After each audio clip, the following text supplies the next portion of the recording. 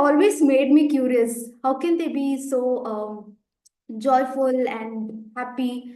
Um, One thing. The other thing was, so whenever we say don't do something, or maybe you will get hurt. Like, of course, they may not understand the exact language, but I keep wondering, is it right of us to do that? So, what is the correct thing to do then? So, this motivated me to choose this book in the first place.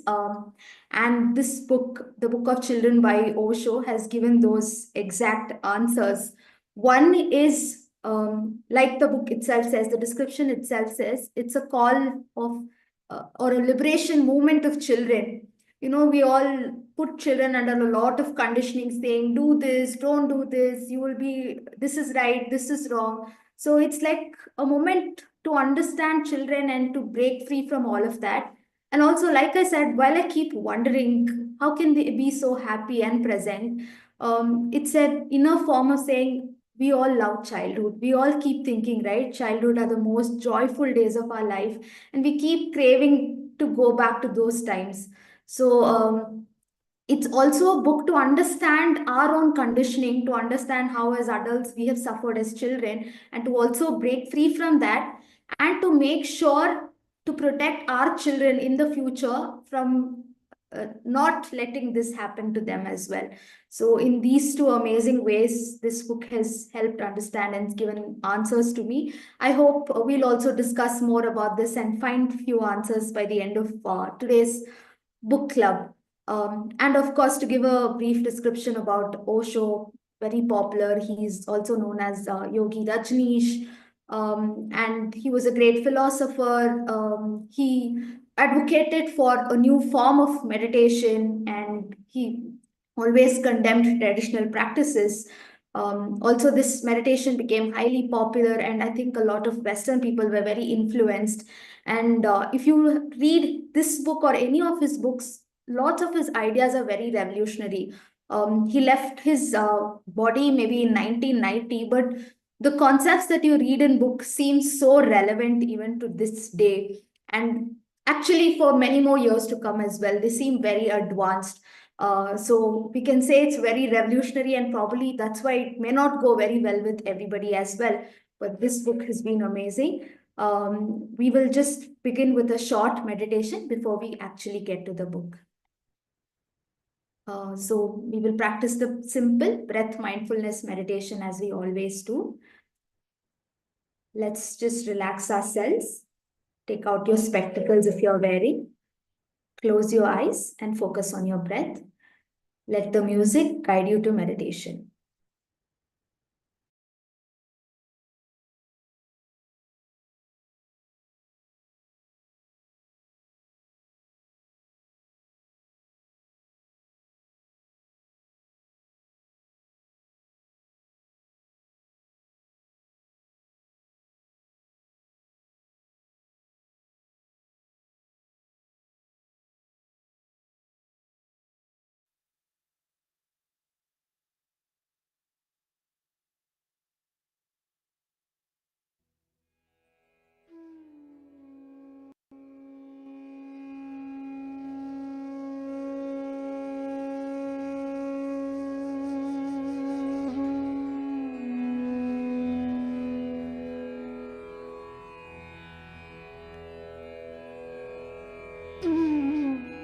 Dear friends,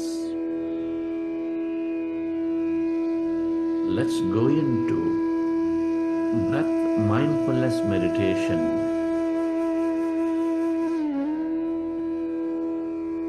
With your fingers into fingers, resting your hands comfortably in your lap,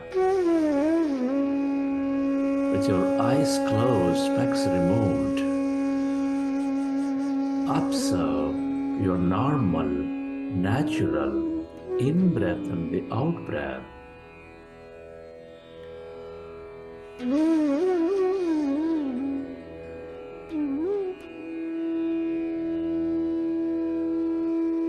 Our goal is to empty the mind and be in that state of emptiness.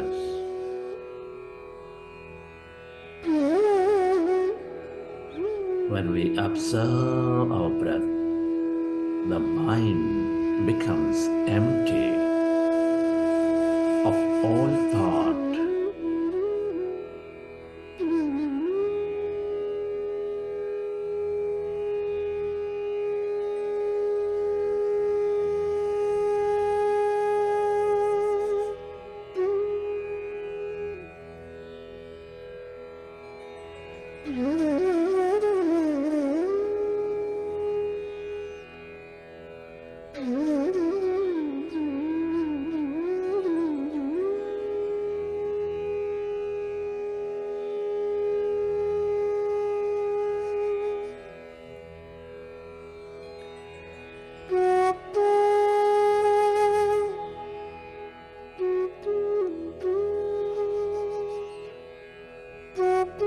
No forceful inhalation, no forceful exhalation. Observe your normal, natural in-breath and the out-breath, and allow yourself to slowly become empty of all thoughts in your mind.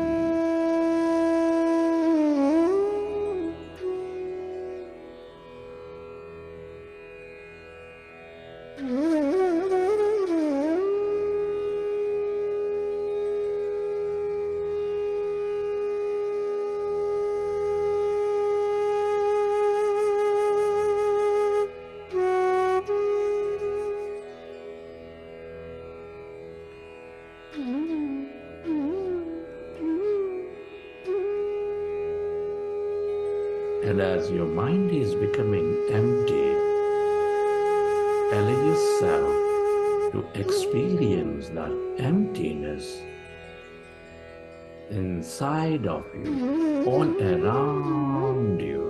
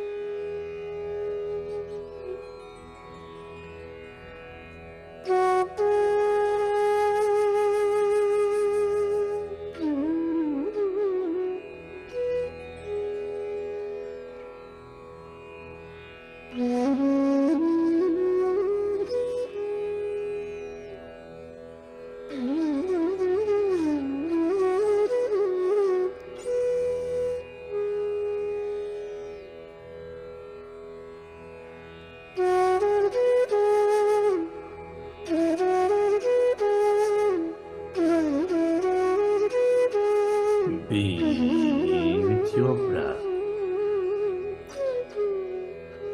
Become one with that in-breath and the out-breath, and allow yourself to slowly experience that emptiness all around.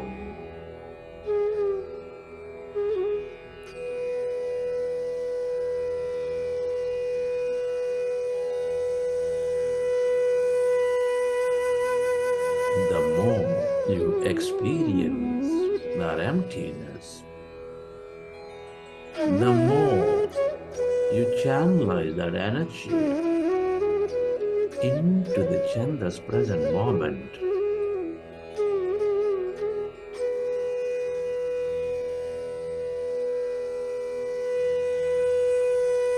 And the more your body functions at its natural best.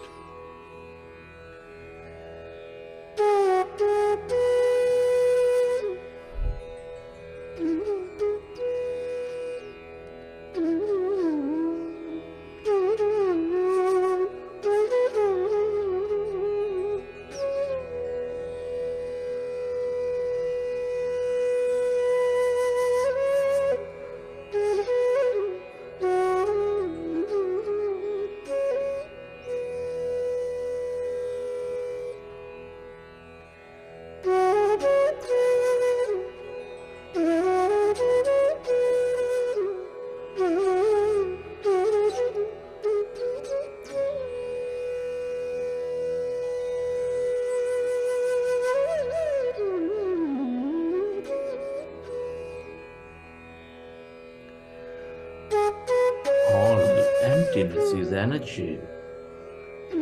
Become aware of that emptiness, that energy, spreading far and wide.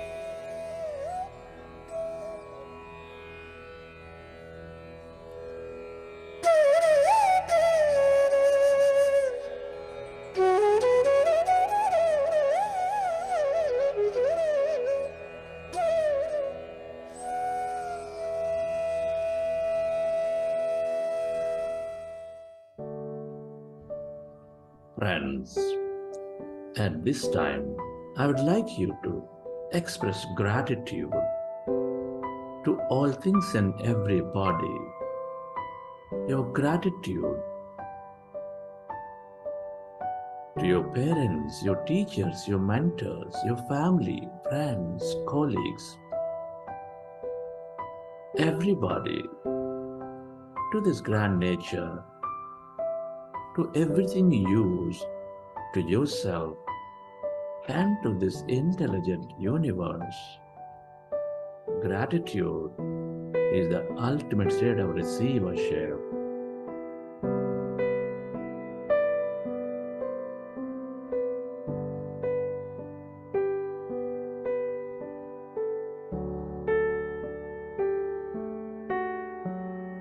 Slowly, whenever you're ready,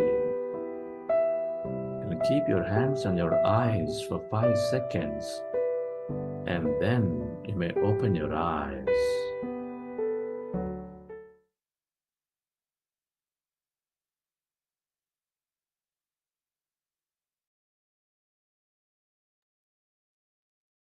Welcome back, Masters. Hope you had a good short meditation. Welcome to anybody who's joined new. So today in the book club, we are dealing with the Book of Children by Osho. We can see it like a guide for us to also reevaluate how we have been conditioned as children and break free from that, and also to use it as a precautionary measure to not cripple the life of future children. Before I actually begin with the book, I'd like it to be more of a discussion. And if any of you have any inputs in between, please feel free to share. I would request if more of you can switch on your cameras, that would be great, because that gives me a sense of talking to others. So please do that. Thank you for those who are switching it on. And also, I would like to begin with a small question. And those who want to answer it in the chat, you can do that. Or those who want to just answer that question within yourself, you can do that as well. I will answer it shortly based on what Osho has said in the book as we go through the book later on. But let me begin with that question. So suppose you have a child and the child is very active, very joyful, and the child is very eager to climb a tree in a huge forest. There are variety of trees in that forest. Your child wants to climb that tree, but some trees are dangerous. Some trees are safe. They're quite small. Child is eager to climb that and taste the fruits of that tree. So the child has come to you and is saying, I will go and climb this tree now in this forest, but is not naming any tree. So, what would you as parents do now if the child is asking that it wants to go and climb the tree? What would you as a parent do? If anybody wants to answer by unmuting, please do that. If somebody wants to put it in the chat box, do that. Or we'll just quickly take probably a minute and introspect. If we become parents and we are faced with this, what would we do as parents?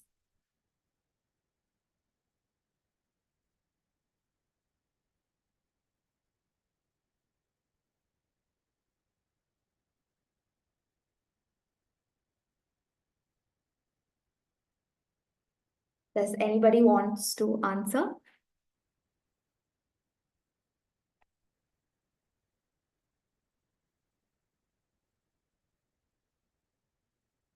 Okay, Nanaji Rao sir says he'll ask him to try, but under his guidance. Okay, that's a great answer, sir. Anybody else?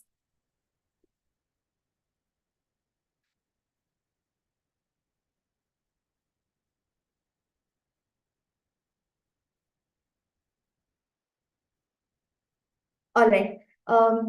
We'll get to the answer, and I think this is what keeps bothering a lot of us. Are we doing the right thing? How do we raise children? What are the right things to do? What to avoid, and all of it. So we might get to Osho's answer shortly. Let me begin with the first chapter, where he discusses the qualities of the child. So, like I was saying in the beginning, if most of us answer when we ask what's the best phase of your life, we'd say childhood, right? We'd always be happy, so stress free. Somebody is feeding us, somebody is taking care of it, and there's always this urge to get back to being a child. We want to do that. When we are stressed, we just recall some childhood memories and feel so relieved. So that's like a paradise. That childhood phase is a paradise, and any intellectual being or intelligent beings probably face the biggest dilemma is to go back to that paradise. But what is lost is all these qualities of child that we have lost while growing up as adults because of parenting, because of the society, because of educational institution, political institution, religious institutions, all of these. So what are these qualities of child that we crave for? One is, of course, playfulness. And if you see, children are we say they're very naughty, they want to just run, jump, dance, and sing, all of that. But generally, if we observe, obedience is what is appreciated. And if some child is playful, we'll say, no, you're being very naughty, please don't do that. And that's most often condemned. We don't let them play in the rain, we don't let them sing and dance or, jump around. It could be because we are scared that they'll get hurt or because they become too naughty. And we condemn or we prevent children from being playful, but that is a biggest hindrance because that will take the child within it. The child will become closed. It's no longer happy or playful, and the child will become a dead child inside. So that's what we see later when we become adults. We've lost that playfulness within. We've become very serious. There's no more laughter, no humor, because we've been taught to not do these things because it's not appreciated. And so when we look at life, it's always expanding, be it nature, be it universe, everything is always expanding. But when we condemn that playfulness, that humor, that laughter, that naughtiness of the child, it's going in reverse. Life is shrinking, life is going within. And that's one quality of the child that's being lost. And the second one is intelligence. We think that children don't know anything, but intelligence is an intrinsic nature of life itself. Even other beings, other animals and plants, all of them are intelligent. According to Osho, what is the differentiating factor is, as human beings, we are aware that we are intelligent. Other beings are also intelligent, but as men, we know we are intelligent. We are also aware that we are intelligent, and that maybe puts us on a different pedestal. And that, according to Osho, is what creates ego. We're always taught that, you have to protect yourself. You are better than everybody else. You are the best. And this comes from a place of, survival. So, when we are aware, because we've been told that as evolution happens, only the fittest survive. So you always have to compete, you have to be best, you have to survive, you have to fight to overcome all of this and survive the struggles. So that is why that creation of ego comes, and that intelligence is lost. So what Osho says is, intelligence is softness or lightness, and ego is darkness. Intelligence is being delicate, ego is being hard. He compares intelligence to rose and ego to a rock. But we say you have to be hard like a rock to fight things. But in that intelligence is lost. That delicateness, that which is natural to a human being, to a child, is being lost. And how are we destroying that intelligence of a child? Is by giving more and more information, saying, this is how things work, this is how you should be, this is how you have to behave. And that over and over, many layers are created against the child, and that's how the child is lost. So to say that children are naturally intelligent, Osho has mentioned this example. So a mom is saying to a child, today you're going to a party, enjoy the party and also behave yourself. Now the child is asking, should I enjoy the party or should I behave? You just pick one, because the child knows what it wants and it's intelligent. But that's how, by complicating stuff, we ruin that intelligence of the child. And the other thing is, another quality is innocence. I think that's the first thing we notice about children. They're so innocent, so uncorrupt. Unless somebody says, can I request everyone to please mute your mics? Yeah, thank you. So that innocence is what is most attractive about children. But when we give them more and more information, we are destroying that spontaneity that comes with innocence, because we are adding our own insights to it. And again, to show an example of how children are innocent, yet they're very spontaneous, and they have insights that they bring to the table of their own, because they're coming from the source, they're very fresh now. So one example is, a mother, a chatterbox mother. Osho says she's a chatterbox mother. She took the child to a psychiatrist and said, he's not paying attention, he's not answering to the questions. And when the psychiatrist asked, are you not hearing, are you not able to hear, the child said, I can hear, the problem is with listening. So the child was so fed up with the mother being a chatterbox with constantly speaking. The child was avoiding it. The child didn't want to listen. So clearly the child is able to express and to show that the insight that it's bringing to the table. The problem is with listening and not with hearing.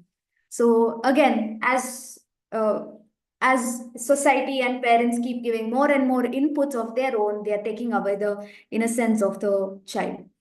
So actually, this book is a compilation of various talks of Osho and the question and answers he's getting. So while referring to, or while giving the summary of chapters, I'll also be highlighting few questions that I thought are more relevant. Of course, I'll all request all of you to go back and read this amazing book to find more answers and to read through these Q&A. So one of the question was to Osho's, how, despite all of this, you remained innocent and you maintained that clarity as a child?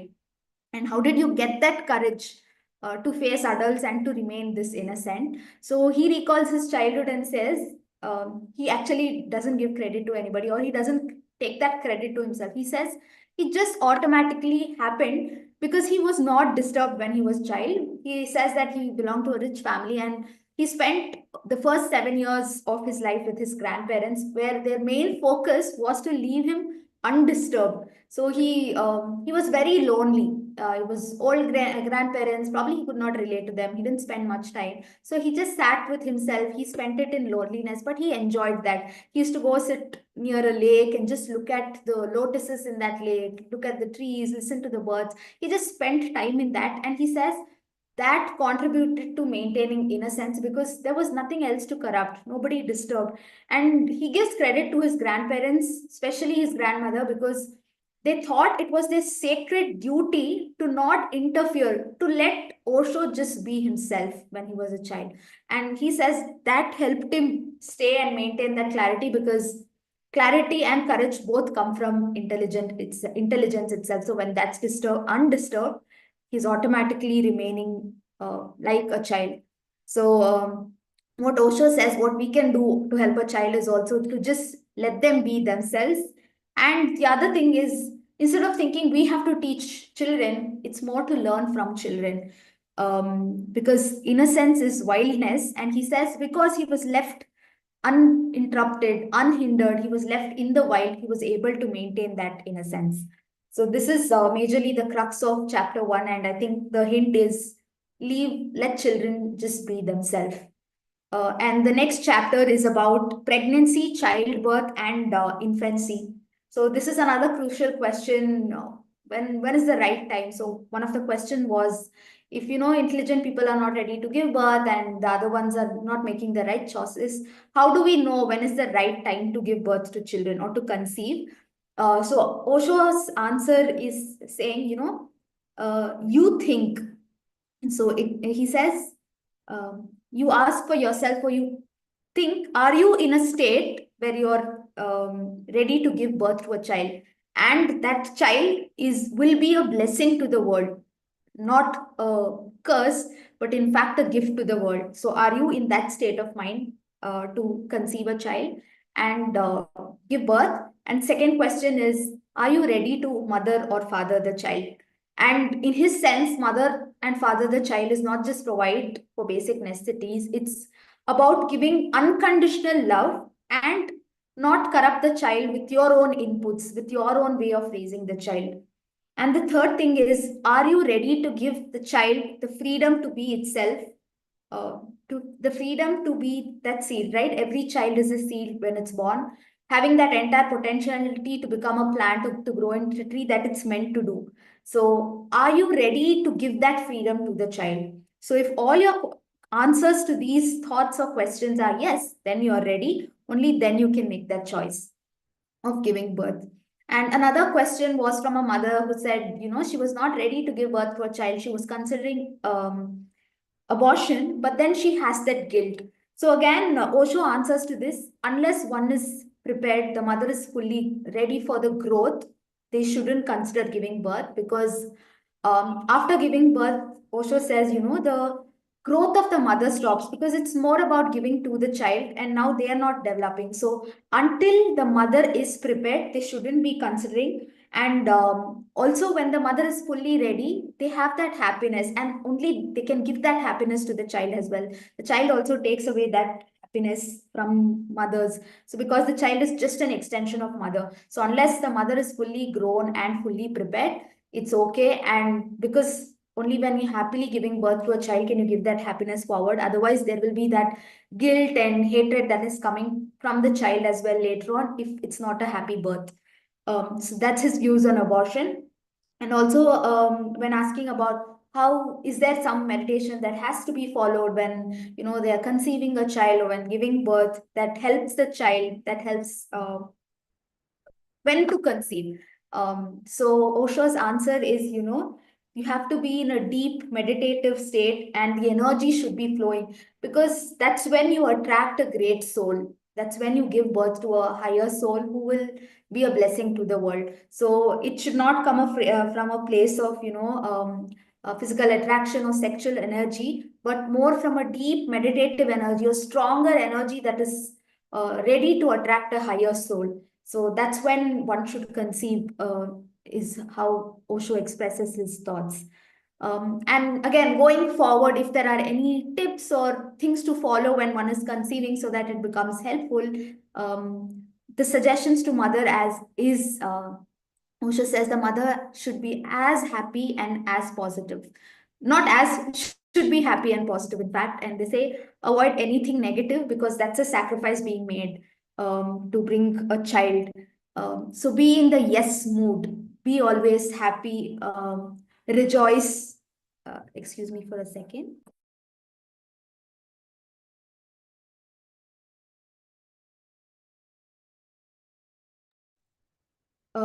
Pray, sing, dance, do whatever that makes you happy when you're giving birth to a child, because only that happiness carries forward as well.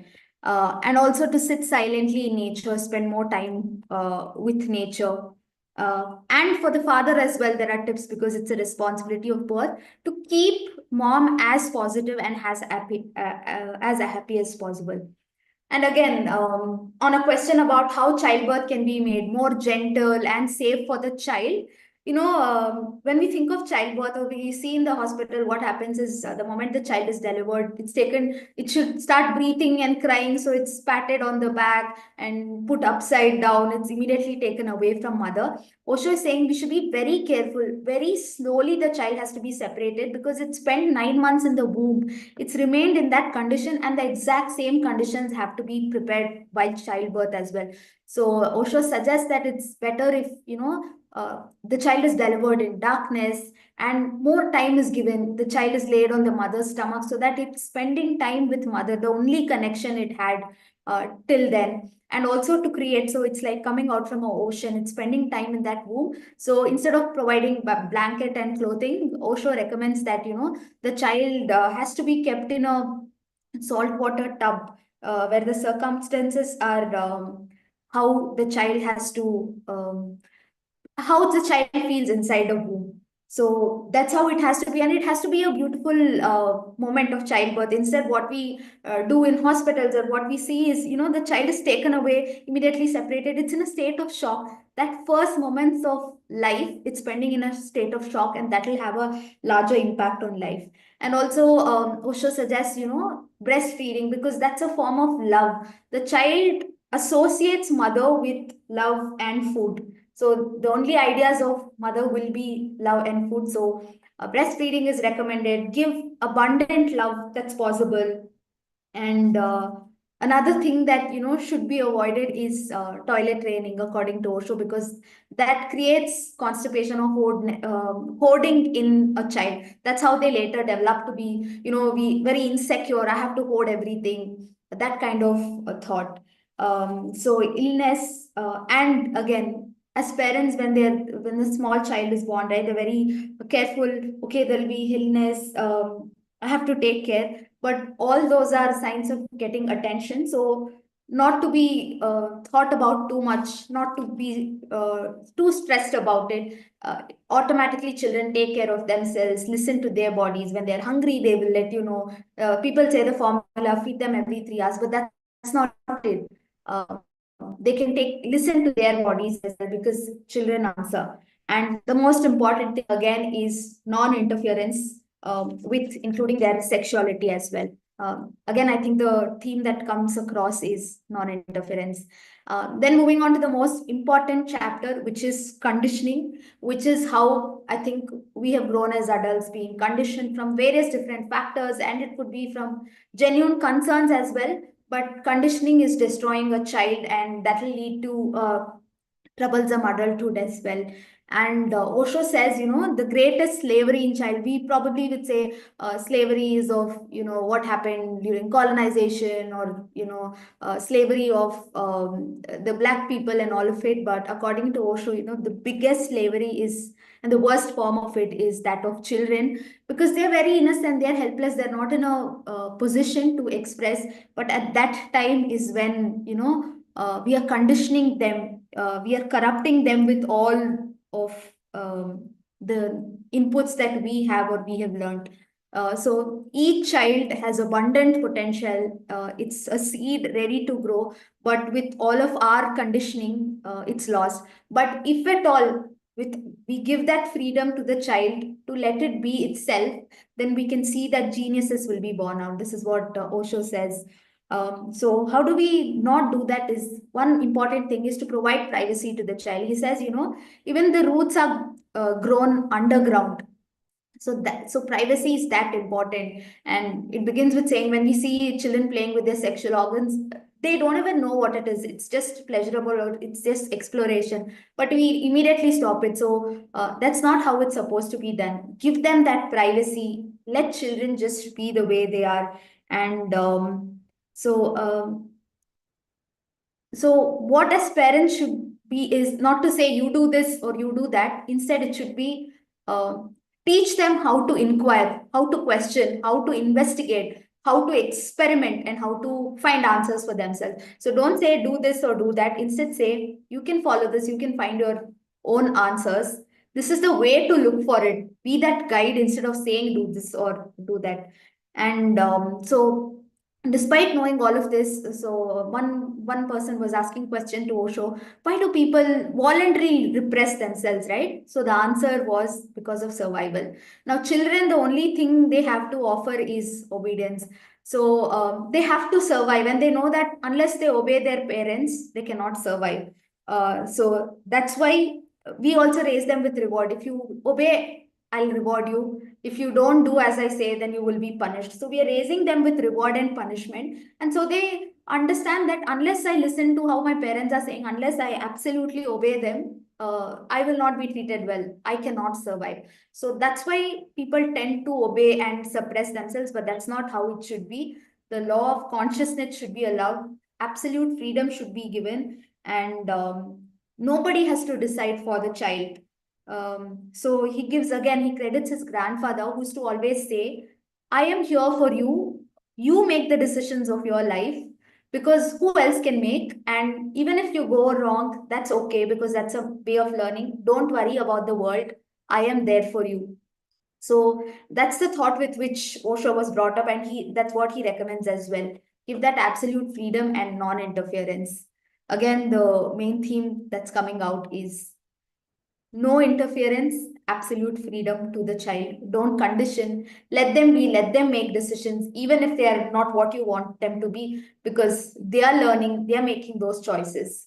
And coming to another important chapter, and a vast chapter, in fact, in this book, which is parenting the new child. So when a child is born, right, you see that depth in their eyes and that freshness, that fragrance. I've experienced that with my nephew as well.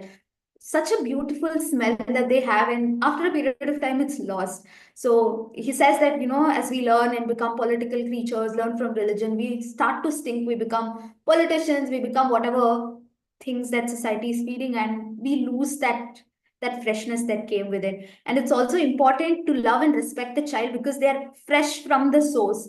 They're as godly and as divine as possible.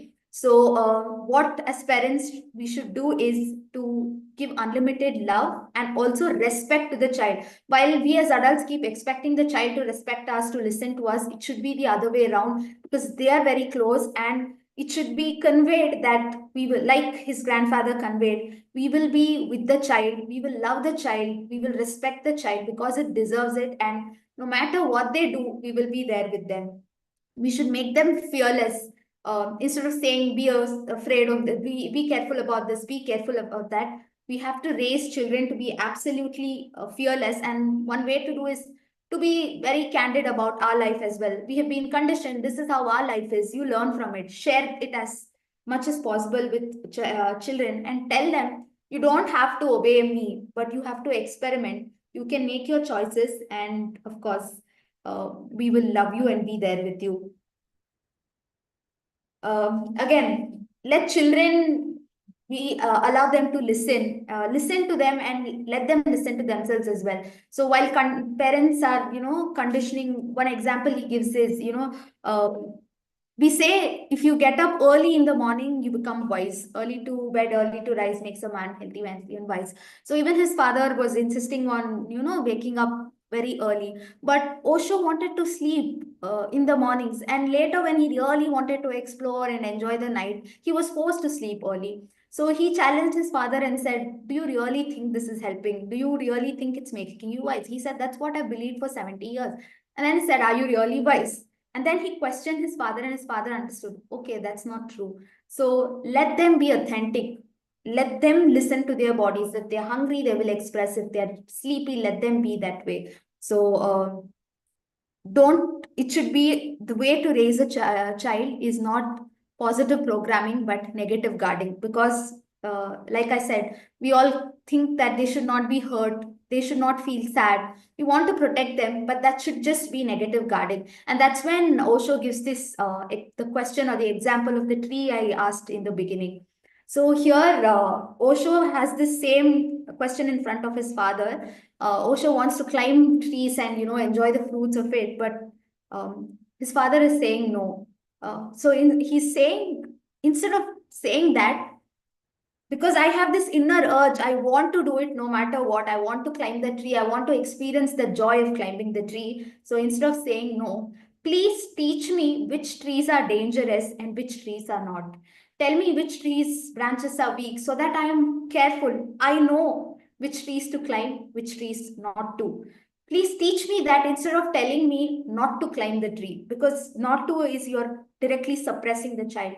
Give that freedom to me. One. So the father understood what Osho is asking for, and he did that. The second thing was, of course, you will tell me this. Despite that, I will have that urge to climb dangerous trees. I might fall. So the second thing that you will have to do for me is, get me the best man who can teach me how to climb trees. Because I might be tempted. I might be tempted to climb those dangerous trees as well. So instead of saying don't climb that tree, get me a man who can train me to do that. And his father got one of the best woodcutters in the town or that place, who could help Osho learn it. So that's how, Osho suggests parents have to be. Uh, Tell them this is the right and this is the wrong way, and they will make their choice. And even if they're making the wrong choice, prepare them for it and be there, because then that decision is coming from their own, and we as parents are not making that decision for children. And there is this topic of 7 year stages of life. So Osho says everybody's life moves in 7 year cycles, and the first 7 years are the most important, which has to be left uninterrupted. Don't interrupt a child, don't restrict its freedom, let it be as authentic as it is, so that it will develop to the best of its potentiality. And of course, if you read through the book, there are different stages, what happens in each 7 year cycle. And again, he says not to question, because it's like a fact. If Earth rotates in 24 hours axis, this is just like that 7 year cycle. Every 7 year cycle is important, but the first one is most important, because if you condition then that's a troublesome adulthood, when it'll take more efforts to break free from that. And also, someone was asking what can be a replacement for family, and it's like a unique concept that Osho propagates. It's called commune, where children are not just belonging to parents, and people here remain out of love. And the moment there is no love, they will leave the commune, and everybody in the commune is taking care of children. So if you get that conditioning, or you learn this is right, this is wrong only from one parent, right? What mother says is true. But here in a commune, they're learning from everyone. They're not restricted. So that time they become very free and more knowledgeable. So that's one thing he's suggesting. And so one of the question was, we realize that our parents have conditioned us, and that's wrong, but we are continuing to do that to our children as well. So what can we do differently, or how can we help the child? This is, I think, is a lot of our questions as well. Can we do this? We are doing the same mistakes. So one is not punish yourself for it. He says whatever is ingrained in us is what we will give. So if that conditioning has happened to us, of course we'll do that. So first thing, to accept that this is how I am. Second thing is to just give that happiness to child and let them grow with that happiness, and also give love to the child, not from a duty perspective, but because you really love the child. And third thing, and slowly all of that will disappear, that guilt or whatever should happen will happen. And also he says, it's not just your responsibility, it's also the child's responsibility. So the child has selected you and selected you as parents, and it's taken birth through you. So you don't have to remain in that guilt as well. Be compassionate, be loving, be silent, and let children evolve through those ways as well. And again, another query that parents could have that I saw in this book was, whenever I'm angry, I scream at my children, I show that frustration on them. But how do I stop that? He says, if you're expressing that, do it, but balance it with love. Children also have to know, otherwise, they'll become manipulating. If there are genuine reasons to do that, show your anger or express, but later balance it with love, is what Osho is suggesting. And another important question or dilemma that we face is, should we reveal all truths to children? Especially a lot of things that adults hide from children is about exploring sexuality or about sex, but should things like that also be told to them? So the answer that Osho gives is, if the child is inquiring, if the child is curious, then let them know. Otherwise, you don't bother to tell things. When they want to know answers, they will ask. And also, if you don't know something, please be authentic and say we don't know to the child, instead of giving them wrong answers. And so again, highlight theme that I get from here is, let them be the way they are, be supportive, be loving, non-interference. And chapter 5 is more about teenagers, when they're in that teenage phase. Why are they, so open? Why are they rebel? So basically, he says, they're more intelligent than us. They say, every generation is more evolved. So they just that way. And somebody asked the question to Osho. We see children getting dressed as very ugly. They're, wearing rag clothes in the name of fashion and all of that. But why are they doing that? So Osho says that's a form of rebellion. They're saying they no longer associate with our thoughts.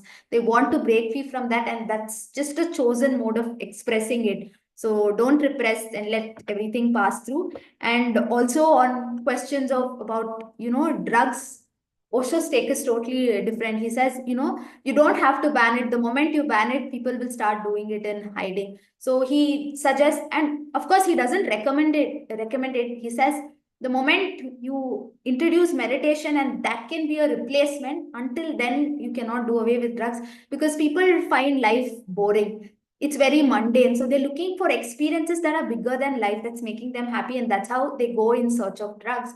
So give them an alternative that replaces this. So that is, of course, meditation, and his forms of meditation, Kotisa will be talking about later. But he says, otherwise, also the way to deal with drug is, to put it under a guidance system where, it's used for meditation, or to take some people to that elevated states, but there is a guide who is constantly monitoring them. So they have that enriched experience, and they learn that this experience can later be gotten through meditation also. So they need not resort to drugs. But if that desire is there, that temptation is there, if you make laws to just repress it, to ban it, that will not be a suitable solution. Future to stop drugs is introduce everyone to meditation. That's the way forward. And chapter 6 is about education. So of course that's most important. And he says education as a bridge between the potentiality of a child and actualization. What we now do in name of education is give more and more information to children and give them more facts to memorize, but that's not what should be taught. In this world of expansion of knowledge, we should teach children that they need to break free from outdated ideas or thoughts or suppressing things, and just explore. I'll just briefly, quickly tell about his recommended mode of education. He recommends, 5 stages or 5-dimensional education system, where the first and important rules for that is there should be no examination. There should not be system where children are marked as failures. It should not be like a 5-question test. Instead, they should be monitored hourly. And what will be the syllabus? The first thing he says is information, where children are trained about history, geography, language. Language is very important. The second thing is teach them scientific subjects, because that shows about outside reality. The third thing, teach them about the art of living. Of course, now education system teaches how to earn livelihood. That's also important. But along with that, teach them about love, about laughter, about humor, about nature. Fourth thing is teach them art and creativity. every child should be taught a form of art. I think Patriji also says that's a very important component. Learn music, dance, any art form because that keeps you alive.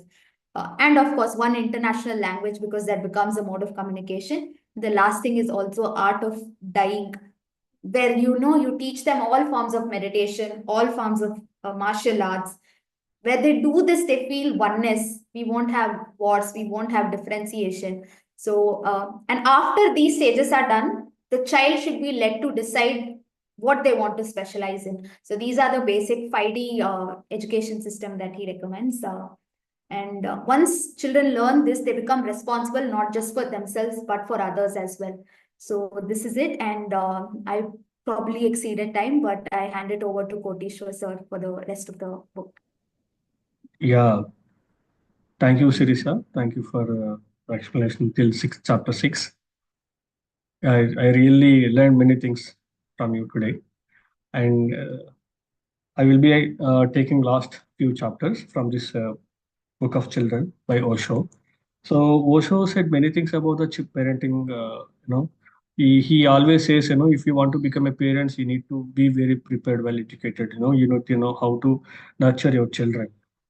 So the seventh chapter, reconciliation with the parents. So there is a question asked by a youngster to Osho. He is asking that I am getting anger on my parents. So he said that of course you will get definitely you will get anger. You would be anger when you realize that your parents unknowingly, unconsciously doing to a children. Then he will definitely will get anger. So really, the parents wants to do good for the children. No parent will not, think like that. They don't want to spoil the children's life. They always think to give the best to the children. They want to give the best education. They want to give the best clothes. But they want to give the best, future. They decide themselves that they are doing the best to their children, but really it's not. They are really spoiling the children. Every children has their own consciousness. They need to. They really don't know that they are doing wrong to their children. That's what he is saying. The saying here, every parent is trying to be to bring a beautiful child into the world, but they're doing exactly opposite. They think that they're doing the best, but they're doing exactly opposite. So the OC is saying that to the youngster, he's saying that you can't do anything with your anger. And he's saying one example from the Gautam Buddha. One quotation is there. Gautam Buddha is reported to have made a very strange statement in your anger, you punish yourself for somebody else's fault. So he clearly said that if you are getting angered, if you want to convey something through anger, it's no meaning that they will not understand what you want to convey. Still, instead, you are losing yourself. You are getting punished for others' fault. So anger is not the way to convey what you want to convey. That's what Osho want to say here. So our parents were conditioned by their parents. So the thing is, our parents also, they don't know. They're conditioned by their parents. It has been passed from generation to generations. It's not today's and yesterday's decade happening thing. Since generations to generations passing on. So they're like if you say usually what parents do if children they don't want to do them that they said don't do this thing. For example, there is saying that on Monday you should not do this thing. I'm constantly saying the what is thing, not saying that thing, but somebody Monday you should not do this thing. Tuesday you should not do this thing. Do this thing. My mother also used to say many things. You have to do this thing. Should not do these things. When I asked Mama why I can't do this thing on today exactly, she has no answer. Not only my mother, my grandmothers also they don't know, but they say that I don't know. My mother told me, so I'm saying it. So the kid has a question mark. So what is this? It is like that. Every retreat, Chandra used to say that cat story. It's same like that. The purpose will not survive. Still, they continue to think. So like that, parents they don't know why they're telling to why they don't. They was told them to do. They don't know, but still they carry forward. They wanted to put on their children. So that is a thing is happening. So what is the way? So people basically everyone once they realize they want to convey their parent this is not thing this thing we need to do but what is the way to convey So Osho says that with anger, you should not convey anything. If you want to convey to your parents by arguing something, if you want to convey, people always think that they are superior to their children, so they will not easily agree to listen to their children. But how what is the way to convey our thing? For this is for the message for the youngsters and youth. So we need to tell them with our actions, with our charisma, with our smiley face, with our love, compassion. If we are in the same state, that itself convey them, okay, this person is not changed, not in the not a child, he grown up like that. Then they will understand. So with love, compassion, we can convey to our parents what they want to do. Means what he want to convey, then they will come and sit with you and then they will listen you. So there is a saying, sorry, here one more thing. Osho said that animals are doing perfectly well, birds are doing perfectly well, trees are doing perfectly well. But giving a birth to child biologically is one thing, and to be a mother, to be a father, totally different. So we can become a, we can give, parents can give a birth to a child, but becoming a mother and father is very difficult. Means it should be it should has a great education is very needed to give a birth to a children. Great education, that means it's spiritual science. How to nurture your child, how to, you have to be, very consciously, with your actions, with your words, everything is very consciously you need to do. There is a story like Gautam Buddha story only Osho referred here. When the Gautam Buddha came to know that something is there, he want to find something. At the older age, Gautam Buddha's father, he got Gautam Buddha, so he gave all facilities to him. But some at the at the some particular point, he wanted to find something. He felt that this is not the real. Something is there to find out. So he escaped from the kingdom. So his father will not leave. He know that. His father sent his army, hence people have to search everywhere in the wherever he was to bring him and to bring to his presence. But Gautam Buddha is very, he also know that his father will not leave him. So he crossed his kingdom border and went somewhere and done his practice. And one fine day he come back to the kingdom of his own kingdom, and he stood in front of his father, saying that, Father, I found something. I found my my consciousness. Then his father was very angry because he stood in the line of the beggars.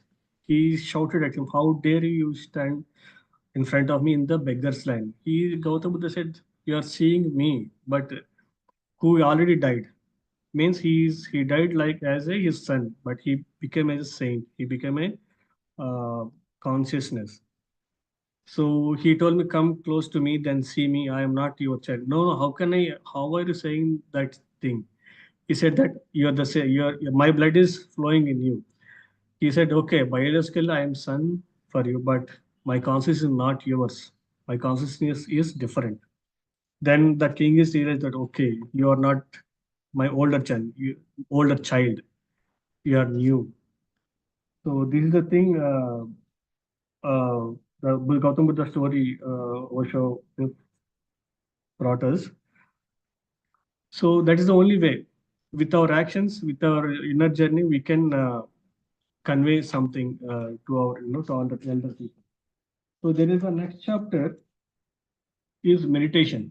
So she is telling about why meditation is for the children. So here I would like to read this quotation. Meditation is a natural state. Look into children's eyes. Look into your. You will tremendous silence, innocent. So in a child, the innocence will be there. The childness will they already connected with the consciousness. They already connected with the meditative state. You need not to teach specially to your children. But what if by what parents they think, they're teaching, how to talk, how to speak, how to behave in front of others, how to behave in the society, and what he wanted to be. everything they teach slowly, the child from the meditative state, he will come out of that meditative state, he remains as just like a mission, mechanical life, he starts living that. So what Osho is saying that meditation is from the mother's womb, they are already in the meditative state. So as the child, they are already in the meditative state. We need not to teach something different. But what parents has to do, they need to continue the connectivity. They need to continue the connectivity of the children. They from the first of all, the parents has to start the meditation. From the time of they wanted to give a birth to a child, they start meditation. They need to understand what is the thing, what is the consciousness. We are only medium to give the birth for a child. So our children also says in one of his books, we are only medium to give a birth to a child, but we are not we are not supposed to command them. We can guide them as for our pleasure. We are giving a birth a child, so we need to take care of child, and we need to leave his own. Uh, we need to live him his own will. We should not control his wishes, and whatever they want to do, they let them do. And what Osho once says, if you want to become a beggar, you need to be allow that. You should not tell that you should not do this thing, because that is his wish, his life. He want to become something, that you need to allow. If you have that courage, then you go for a kids. Otherwise, don't do that thing. That is very boldly Osho says that thing. So when I read this, I really surprised and shocked. As we So later I answered, okay, I also feel the same thing. I wanted to leave my parents on my own wish, for my own wish. So if I want to go carry forward, so I need to be prepared for this thing. Then I can do the thing. Recently, I'm reading some Osho books as my wife is carrying. So we were together reading some books. Then we are realizing many new points. Okay, we are getting prepared. Okay, these are the things we have to follow. Then only, so we are also getting trained. Fortunately, I got this opportunity to read one. Thanks to Naga Pradeep for this opportunity. So slowly, what they're doing, parents, they think that they're teaching all those physical things. By the time slowly, children, they are getting forgetting the thing from the meditative state, they're coming out. So what we need to do is, Rosa is saying that you need to be continue the meditative state to the children. Slowly, they will, once they grown up, they will understand. Okay, if few children, they already, the few parents, they don't know, so that they already gave the birth to children. So when is the right time to start the meditation for the children? Also is saying that from the age of, till before the age of 5, kids are very in with the, they are already connected with the consciousness. So after age of 5, they slowly come out to the physical world. So from the age 5 is the right time to start meditation. So from that, you need not to do, nurture anything. They know they are connected to the universe. They know what to do, when to do. Only we need to give them a right meditation techniques. Yeah. So here one thing is there are different type of the chapter 9, he says about meditation techniques. Osho also said one type of Jabril technique. But the thing is, what we understood from the all these studies, there are many techniques to nurture your children to start meditation. Means, as they grow, they need to restart it. So no need to worry about the different type of meditation techniques. Only the simple breath mindfulness technique is very comfortable, easy. Whenever they want, they can do immediately. We need not to do a lot of exercise and all. So we are fortunate. We have already started this meditation. Uh, so we just need to tell them how to do meditate with our actions. I see many parents, they want to do their children start meditation because they are not discipline, they are not focusing on their education, but the parents are not doing. They wanted their children only wanted to do, no, they cannot do, they don't do. Recently in Instagram and YouTube, there is one reel is trending that parents are watching mobile, their child also sitting in front of mobile, they are watching some reels.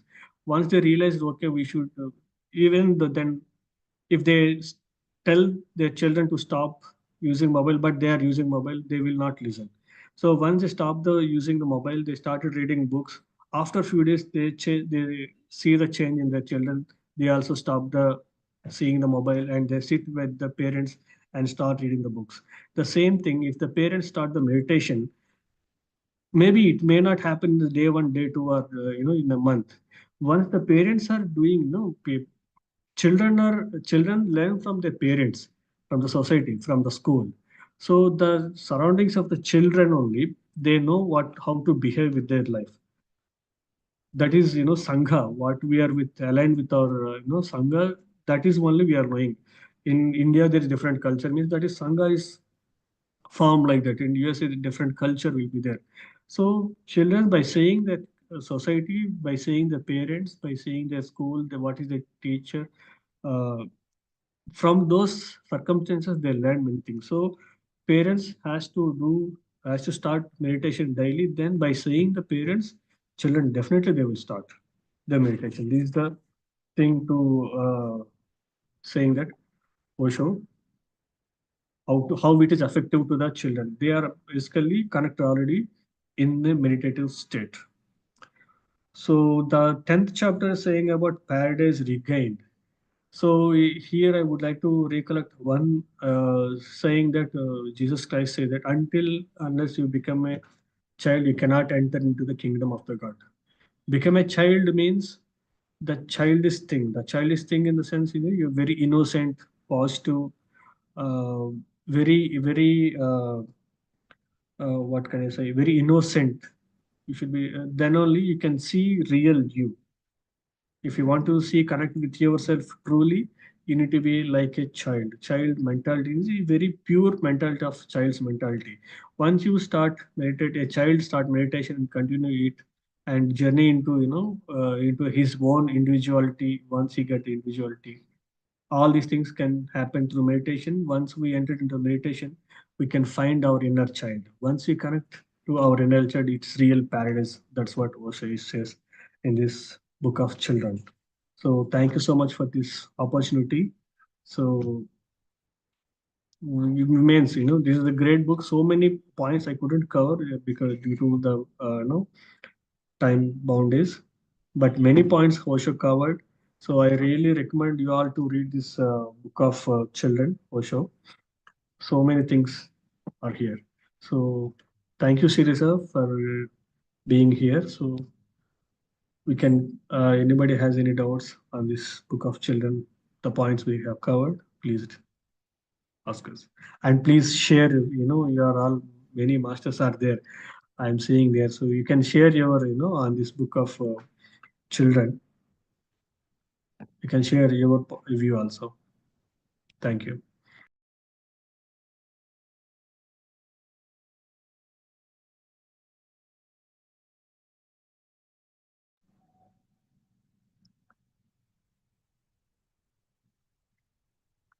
Yes, sir. Prabhu Kodebe, you would like to say something? Yeah, hi. Thank you for unmuting me.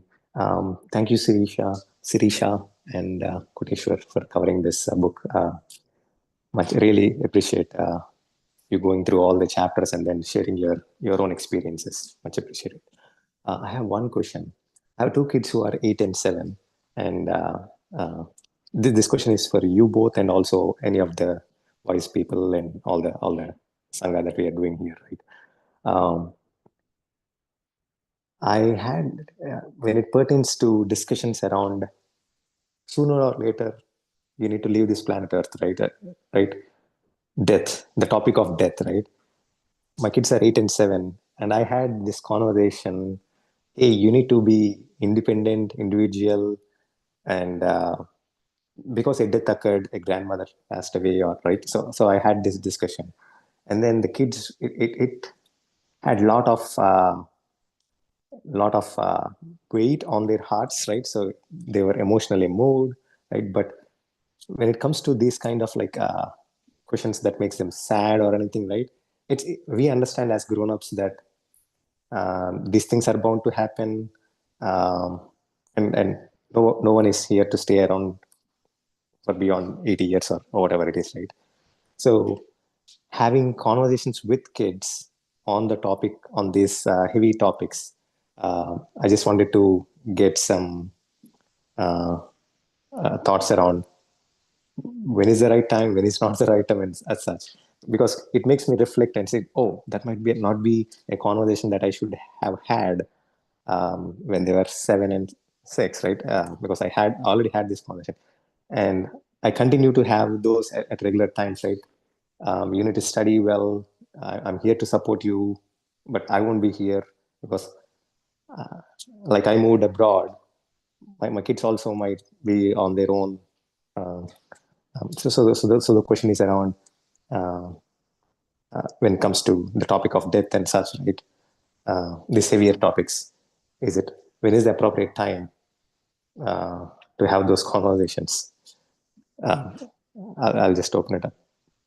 Those are some thoughts that I went through. So, a great question. So I saw Nagajyoti Arun. Raise your hand if you have something to add, please do.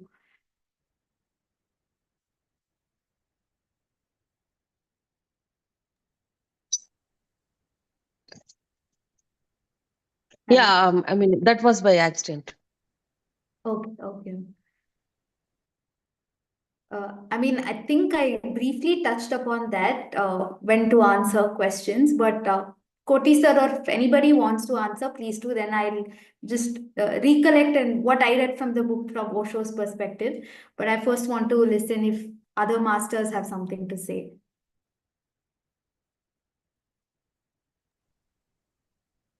Yeah. So there is no particular time to give the spiritual knowledge. This is all. It's a fact. It's already happened, and as already Shirisha mentioned this point. So we need not to particularly make them sit and understand them. This is the thing happening in the future. We need not to make them scared.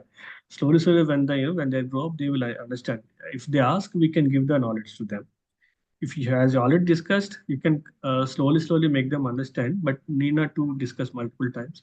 They will understand everything.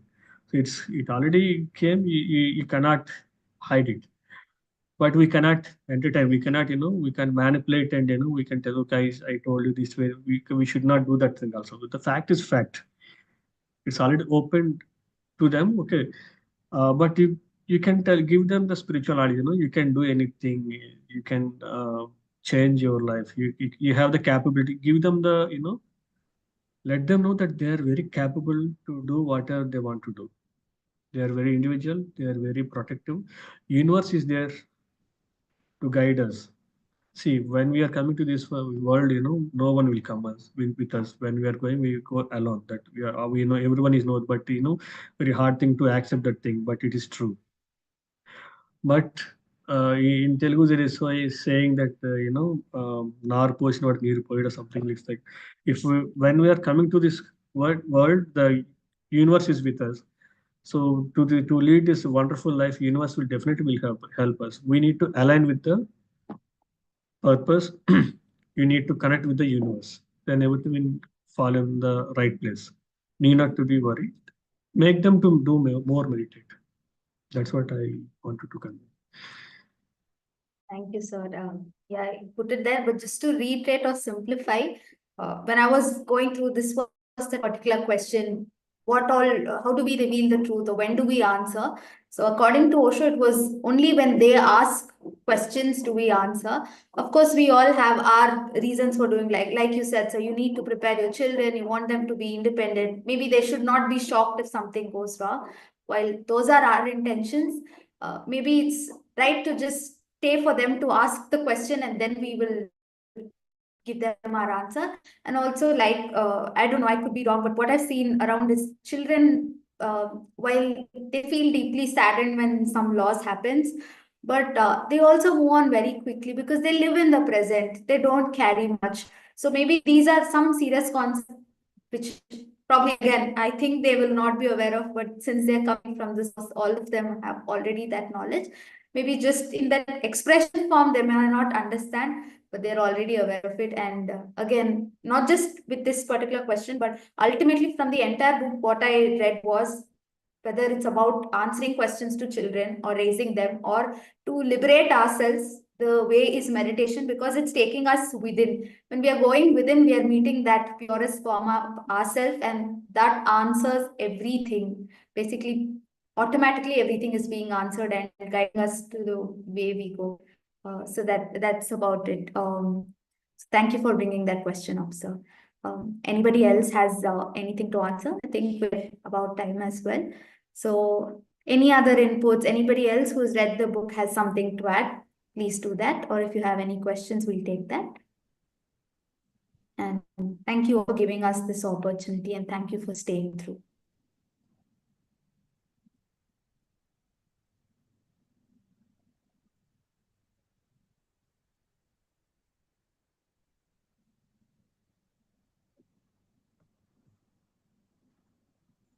So, can we conclude this for now?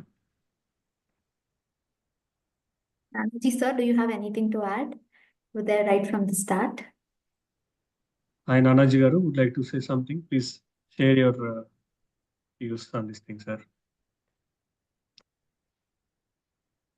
Yes, Nanaji Garu, you can unmute yourself. Okay. Thank you, Shirisha ma'am and Kotisara sir. Sir, explained very Osho sir. See, Osho's perspective is much higher than what we normally think. This is what I understand. See, our parents, we grown up in different circumstances, different way in the village. The way we born up is different completely. But Osho, the way he thinks in a enlightened way, he thinks, not a normal level. My childhood, my mother used to, for small things also, my mother used to beat me.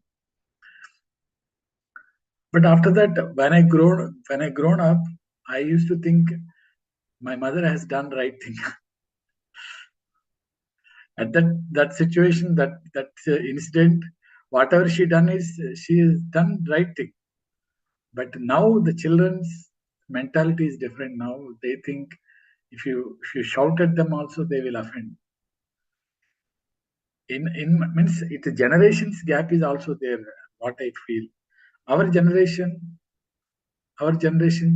we respect the parents, we respect the elders, and very we are not open to speak to them. That is one thing. We can't express our ideas, and we cannot question anything. Mother said, or father said, for example, Kodeswara sir said, told, Saturday my mother used to say, don't cut your nails, okay, and don't on this day you don't wash your head bath, don't do it. But we used to ask, but the no reply means, but however we need to follow that strictly. But now the children are different. If you say that, first thing that they will say that, if I say don't cut nails on Saturday, he will cut on Saturday. So children, their maturity levels are grown up, and now they can express. They are expressing everything now, even our faults. If I do a mistake, they will express on my face. Nanagaru, you say something and you are doing something. But in my childhood, I never used to say. Even my father done a mistake also, I just silently keep somewhere, sit somewhere and just watch. So we grown up like that, and we brought up our child also. We done many mistakes. Is there any way to correct? Kotesar sir and Shiresa ma'am. Mistakes or mistakes done. Meditation. That is the only thing. We are teaching them that only follow the meditation. But what I realized, madam, sincerely I will tell, I done mistakes. I also beat my children when they not listen, when they misbehave with something. I beat my children. But after, when I came to meditation, I realized that that is not the solution. Only thing is that, okay, be silent. First I become silent, and then after 1 or 2 days, I will go him. I hug him and I will say, Nana, you've not done this. Then he will realize, then he will come to me, sorry, Nangar, sorry, Amma, I have done wrong thing. So this way, meditation helped me a lot because my thinking thought level is changed. Before meditation, what is when I get angry, cut us, go and beat them. But now the situation is now changed. I too get angry. When he done a mistake, I too get angry. But think that pause for a minute and then, okay, no, this is not the, okay. When my mother, for example, my wife giving some discourse, lecture how to be like that, I be silent. We don't together, we do give a lecture to him. One becomes silent, and after that, after one day, I will go there and I will say, this is not the way to go. Then he will realize. So, as rightly said, Osho sir, and many masters said, love and compassion is the only tool we can come out of this. I feel now, when I'm child, I don't know my father, mother, how they loved me, but now we are educated. Now we are now into meditation. We should learn and we should practice this love and compassion towards the children. And whoever come across to you, come to you, just love and compassionate and be polite with it. This is what I know. Thank you. This is just my thoughts. Thank you, sir. Thank you so much. Thank you, sir. So Jasmeet ma'am had raised her hand. Yeah. Yes. Am I audible? Thank you so much for the lovely session. Just loved it. And basically, I was going to ask the same question as Nanaji asked, that whatever happened is past. Now, how do we rectify our learnings or our mistakes? So basically, he's already conveyed the queries and the answers to the question also. But believe me, in my experience, like I'm a retired doctor from Forces, and my elder son is 33 years old. I was not ready to become a mother. Now I think back, I always have this thought, I wish I could relive my life and raise my children again in a better way after coming into meditation and after coming reading into my Vedanta studies. So I was not ready. I was doing my PG. I was not settled in my marriage. I had so many new things, to do, and on top of that, a child whose responsibility I didn't even know how to raise a child. So when, as a mother, as a lady, you are not ready and doing multitasking without realizing that bringing a child to this world, you are bringing a life, a new life. It's a very responsible thing. Nowadays, children, even before getting married, they take counseling, how married life is going to be, whether we are compatible. In our times, we used to just marry. Bas shadi ka age ho gaya, get married. After marriage, okay, now children. It was a cycle which was just one after the another getting completed. We never gave such deep thoughts.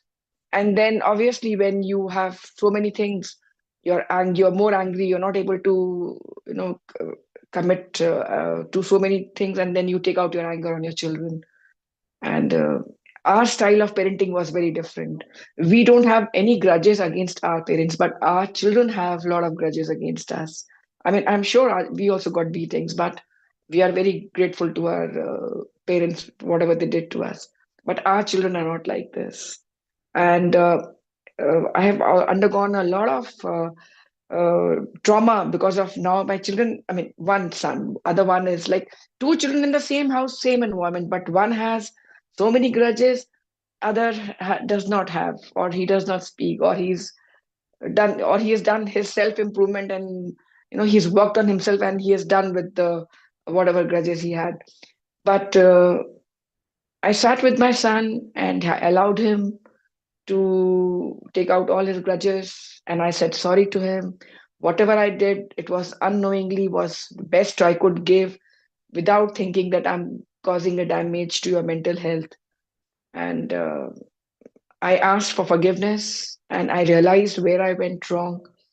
And that's it. And of course, we have to work on ourselves. The external environment is not in our control. So the moment you improve, you realize, you ask for forgiveness, you start, changing yourself, the world around you will change. So that is my experience. I just wanted to share my experience. Thank you.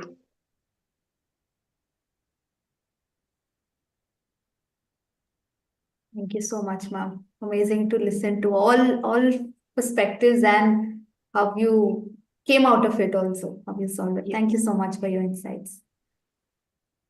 Saroja, ma'am. Hi, Shirisha. So I exactly was trying to say the same thing ma'am said before. So I also have two kids. Like elder one is always an experiment. When comes to younger one, we grow little more spiritually and with experience, will be more wiser with younger ones. I can see the difference when my elder one says, you are a very gentle mother to my sister, but not for me. I always say sorry for her. I know I am very immature. I was not ready for a motherhood. I was not really aware what I am. I don't know how to parent, but you are an experiment. I completely agree with her. At least once in 6 months, I'll tell her sorry. But do you see any improvement in me? I always check with her. Am I transitioning? She said, yes, I am comfortable talking with you. I see you are understanding me. I see you are seeing other perspectives. Like I always check with her. So it's better, even though we did mistake, acknowledging the mistake and making sure we are not doing the same mistake again. That's how we show our kids how it's okay to do mistake, but we can grow from there. We can learn from there. That's what the real journey is. Like nobody cannot stay without doing any mistake. It's okay to do the mistake, but not to repeat the mistake. That's how we are modeling our kids. That's what I feel. And for the this is my perspective, my learning. Sorry if it is not right. I'm open to take any corrections in my perspective. So for the other question related to death, what I hear from sir was saying, like you need to be independent, you need to study more because one day I'll not be here. I see some force in that statement for the kid. It brings lot of anxiety. In one way, parent will not be here when the kid is 6 or 7 year old. That's too much for the kid to take, I believe. And the other enforcement is study more. You study better. I think when we are saying something, we should not condition a kid. There is no proof like if you study more, you will be better even if I am not here. It's a lot of enforcement in that. It builds a lot of anxiety in that for the kid. So instead of like it's a process, because they are too young, when they practically saw their grandmother passed away, then they know basic thing. Oh, okay, it's passing. I feel like not needed to say much. If we say more than that, I think the anxiety will come up in them, like it is disturbance for them for a few minutes or something. Yes, we can make them as independent. We should always work toward making our kids independent. We all know that someday will be gone. That should be a hidden, like not saying the thing, but we are making them prepare to live their life without us being there. Like we can make them independent, but we don't have to say explicitly that will not be there. That's what is right, I believe, because my kids are 21 and 16. So if my daughter calls me for everything, like whatever the emotion she gets, she'll want to share with me. Because she is 16, I feel like I can say, You give it a thought for that emotion. You don't have to call me immediately to share. My intention behind that saying is, like, one day if I'm not there also, she should be able to process that. But I'm not saying one day I'll not be there. You cannot call me. Like, you cannot say this to me. Like, I'm preparing her to go through her emotion, give some time, some space for that emotion to feel by herself. So even if I'm not there one day, she will learn that. That's what I believe. Like, indirectly, I'm training her in such a way that she has to be on her own, but I'm not putting her any force. I think I'm done. If anybody has any corrections, I'm open to learn, or any perspectives.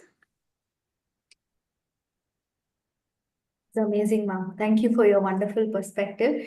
In fact, when I was doing my bit, I missed this, but you exactly worded Osho when he was saying you have to give the freedom to children. We are there only to love and support you. You make the decision, you make your choices. You may be wrong, but never commit the same mistake twice. This was exactly what was said by Osho also in the book. So thank you for bringing that up. And even the other thing, like you said, again, by indirectly doing that, you're giving them the freedom and also the liberty to process, and not directly guiding them, but maybe, like Osho had mentioned, negative guarding. So thank you for these amazing insights, ma'am. And thanks to everybody who participated. Thank you, Poti sir. Thank you all for being a part of it. I think we can. Yeah, thank you. Thank you for all. Oh, one more raised hand.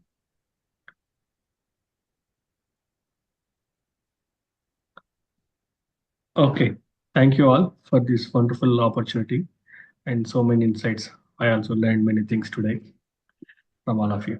Thank you. Have a great day. Thank you. Thank you. Thank you.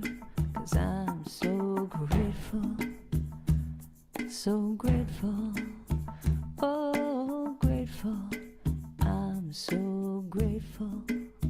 So I want to say thank you for this day, Spirit. Thank you for this day. Thank you for this day, Spirit. Thank you for this day.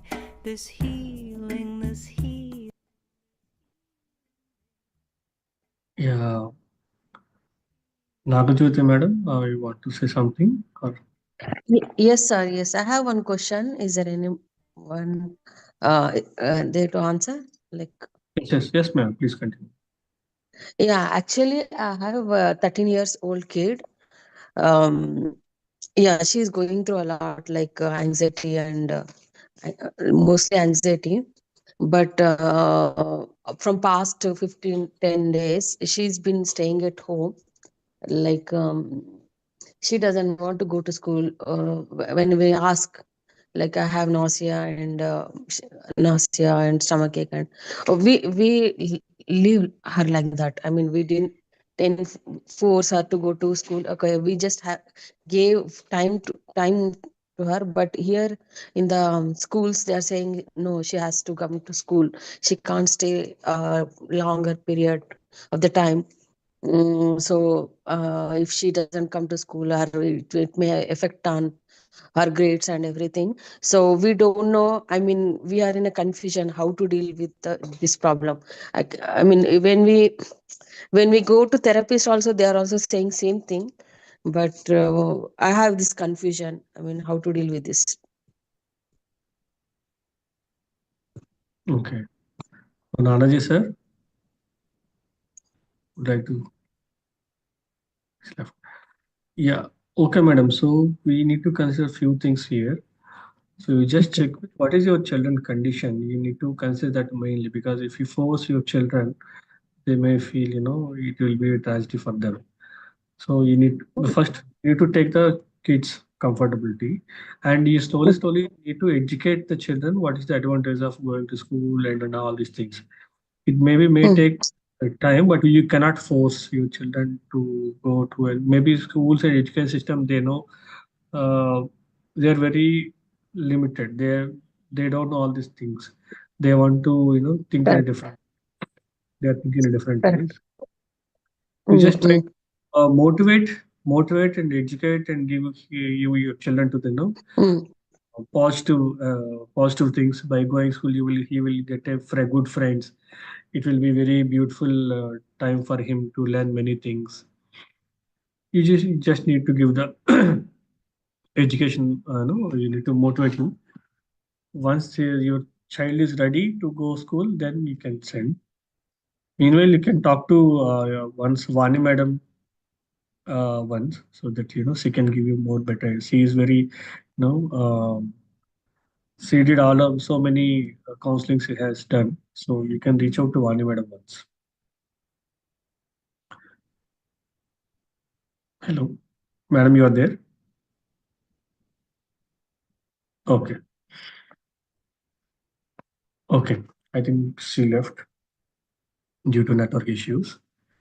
So with this, we are going to yeah. So first we need to talk to the children, very nicely. Monica Sharma is one of our colleague. She's saying that we need to talk them very nicely and tell them and make them comfortable to go to the school and whatever they want. Thank you, Okay. Monica. So Just talk I to just the missed children. one line, sir. You said some Vani ma'am. You said can Yeah, Vani contact her. madam, who is co-founder of Buddha Sequanta Foundation. You can talk to her. You can reach out to me. I am giving my number in this chart. Just take the Okay. number and contact me. Okay. Okay. Yeah. Yeah. Uh, Yes, sir. I want to add some points. Actually, I have also niece and nephew for the same age. So sometimes her mother was strict. She is strict with them. So they never share their, points of views, what they are feeling in that school. But sometimes we talk to them nicely. You just share with us what you are feeling, what happened in that school, why you are not want to go to school. So first you have to confront your daughter that nicely. If she share with you, you didn't get angry, something like that. Just you try. You just convey her. Yes, you understand her. Whatever she feels, you can understand. You just support her in any situations. So in this way, you can just find out first her emotions and views, what she feels. After that, you can take that some steps. First, you need to understand your daughter, what she feels. In my way. Okay. Yeah. Mm. Yeah, but in the schools, they are saying no, she has to come. Yesterday, we met the counselors. They said how she's feeling anxious and she's feeling nausea when the school time, exactly school time 8:15, she's going to the bathroom and she's kind of feeling nausea and vomited and everything. They said no, no, it doesn't matter.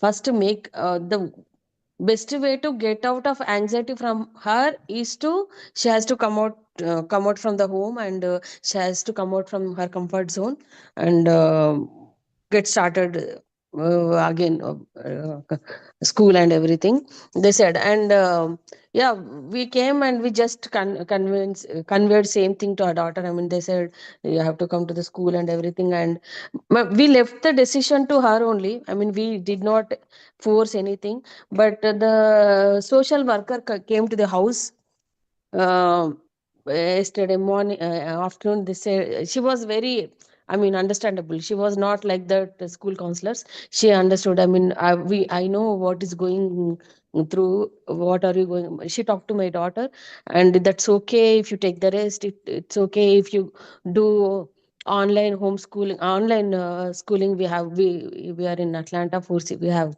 county. They are giving some virtual schooling. She spoke nicely, and I said, I mean, you can take the decision. And then I said to her, like, I just left this decision to my daughter. Whatever she says, it's okay. Whether she goes to school is fine, and or whether she can do online schooling is fine. And then my daughter said, I wanted to go to school, but I have some like some things like I want to be certain. I mean, I don't like my friends, and sometimes I don't like this subject. She started saying that, but that's fine. I said, if you wanted to stay at home and do virtual schooling, it's fine for me. Said no, no, I wanted to go to school because I don't want to miss the school. I want to go to higher schools because higher schools needs attendance. And today morning she woke up and she feels same like earlier, like I saw a clear anxiety in her body and in her behavior. But I just simply stayed calm.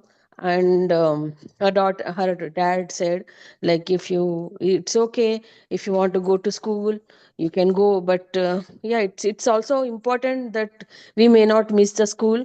And whatever problem we have, if we go if we go with the crowd, then only we will overcome that problem, he said. I mean, she made her mind, but no, I'm seeing her like she's not 100% prepared. She kind of, okay, I have to go, because I have to do this, then I will do it, like that. She went like that, but she is not 100% okay. Not even 50% is okay by going school. And the counselor was very nice. She said, I mean, if she's not feeling to go to the classroom, she can come to the counselor office and my office, and she can sit. Now I mean, she texted me like saying that I'm in the counselor room, like I'm just sitting. She's allowed me to sit. I'm not, that's I said, that's okay. um, it's fine. There is no need to rush to the classroom right now. You can go slowly, but that's okay, just to relax, I said. But I still have a confusion. I mean, why am I giving extra stress to my daughter, that she may go, she really needed to go to the school, bearing this much this much of stress? I have this confusion always. Okay. Understood, madam. So nothing to worry. So as we mentioned that we just try to understand what she has, something, the good student going school, suddenly she is thinking to, feeling Mm, nervous means something happened there. Try to understand her, mm, give her some comfortable mm, flexibility, wait for some mm. time. And meanwhile, you just make her to, means request her to meditate. You cannot force her still. Yeah. Along with her, you also sit in the meditation. Yeah, we But you, tried this.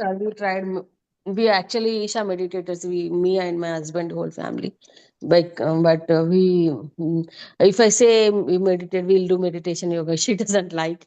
That's why we completely stopped saying or no meditation and yoga. Sometimes, if she wants to do, she will do little praying. We have Devi in our home. She will do little puja, and then that's it. 1 to 2 minutes she will do, but not more than that. no, no, don't Don't confuse it. say to her ki do you do meditation. Now you just Yeah. told her you just start some affirmations, morning affirmation. I also Mm, started. I am mm, facing some issues like aggressions, impulsiveness now few days. But now I started. It's around 221 days I am doing. Now I am really feel relaxed. Whatever I mm, feel, irritation, mm, impulsiveness, anger. So you can search YouTube so some affirmation according to her situations morning. mm, So only she can listen. She has to be listen mm, only 5 or 10 minutes, or sometimes she can repeat it in her mind. I just let it go my anxiety. I just let it go my fear. Like this kind of affirmation. So it might be she will overcome because I feel it. I changed in 10 to 15 days. mm, So you just mm, tell her this is not that meditation, something like that. You just wake up, brush, and that fresh your warm face wash, and just listen that affirmations. You just search out according to her situations like anxiety or whatever she feels. So five to mm. 10 minutes, you just listen. So she overcome will help. That is Okay, very good okay. thing you can do, madam. Means positive, you are strong, like those many things are there. No, you are capable, you can do anything. You can Mm, create a beautiful life. Those things, by listening those words, they will get motivated. So you can start mm, with that. Thanks, Monica, for adding on this thing. You can start with affirmations. Slowly, slowly, they will understand. by saying we can from inside you will get the confidence. They also feel the same thing, that okay, they are very confident and they can do anything. They are Okay. comfortable. They are very best friend they are having in schools. All these things affirmations. You cannot not rush with more affirmations. Give 4 or 5 very select. Okay. Thank you. Yeah. Thank you. Thank you. Thank you all. Thank you for this opportunity. Have a nice time. Thank you.